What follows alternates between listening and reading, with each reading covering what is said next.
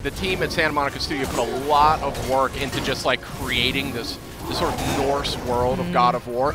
And, you know, that extends to the trolls themselves. They have a unique language that they speak amongst each other. So there's actually, this big fella's actually saying something, I don't know what, but I'm assuming it's like, get out of my way, pesky insect.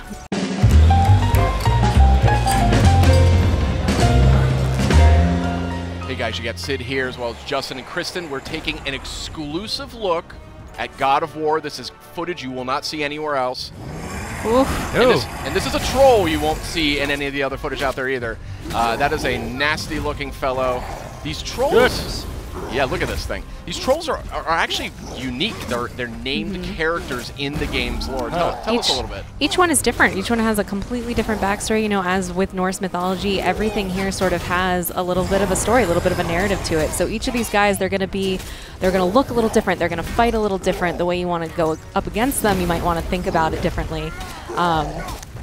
Yeah, this guy looks a lot meaner. He's a lot more aggressive than the other enemies that we've seen. Now, interesting fact, too, I mean, the team at Santa Monica Studio put a lot of work into just, like, creating this sort of Norse world of God of War. And, you know, that extends to the trolls themselves. They have a unique language that they speak amongst each other. So there's actually, this big fella's actually saying something, I don't know what, but I'm assuming it's like, get out of my way, pesky insect. But they got a bit of a chip on their shoulder because I think part of the backstory is that they've been betrayed by the gods, you know, and they have all these different cities and villages. And I'd be mad, too. They, you know, they're down to fight. Boy, this game just looks so good. Oh, some friendly pup. No, never mind.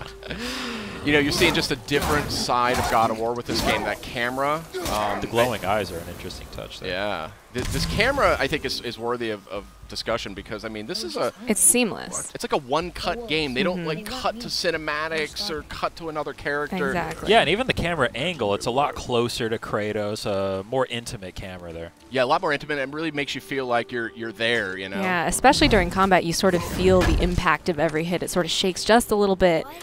Makes it feel like you really are Kratos. We can. And a sort of robust loot system here, too, something we really haven't seen necessarily in God of War to date. So it's just a different take and a really fresh and exciting take on a classic PlayStation IP. We're seeing some light puzzle elements, it looks like here.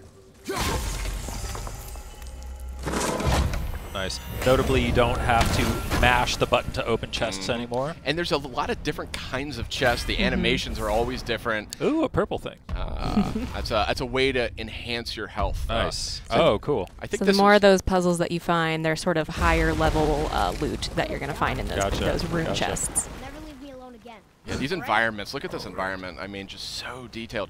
So this tickled me too.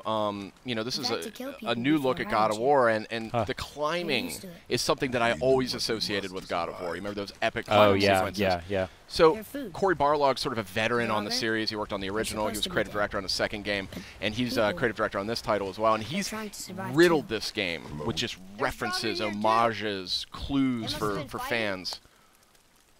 I also just love these quiet moments though with Atreus, that as you're moving through the world, he's constantly, you know, commenting it with fresh eyes. I just love the relationship between Atreus and Kratos. You really see it develop just right away from the beginning. It just dives right in. Yeah, and it's definitely going to be, I think, the centerpiece of the game. It's pretty clear. It's got a lot of power to it emotionally. Like Kratos is this sort of troubled character. You know, if you've played these other games, he's in a different place in his life. He's got a lot of responsibility in a way that he maybe hasn't had in the past. And you know, he has to struggle to like keep his temper, something he's not maybe known for exactly. So, really interested to see where they go with that in this game. Yeah, it's interesting. It feels a lot more open, a lot more kind of catered to taking your time and exploring. Absolutely. Kind of punctuated by the fast action sequences. Has this been here all this time? Just beautiful. Why don't you help me up there? Oh, here we have you know, this Leviathan axe. This is the Kratos' new weapon of choice. It has a lot of impact in combat, but it also has some properties that sort of lend themselves to puzzle solving as well. Wait for me, boy. This fog is gorgeous. Yeah, that is some crazy looking fog there. Atreus! Well, hope you liked exclusive sneak peek here at God of War. This is footage you won't see anywhere else, and we are all dying to play it when it launches on PS4, April 20th. See you next time.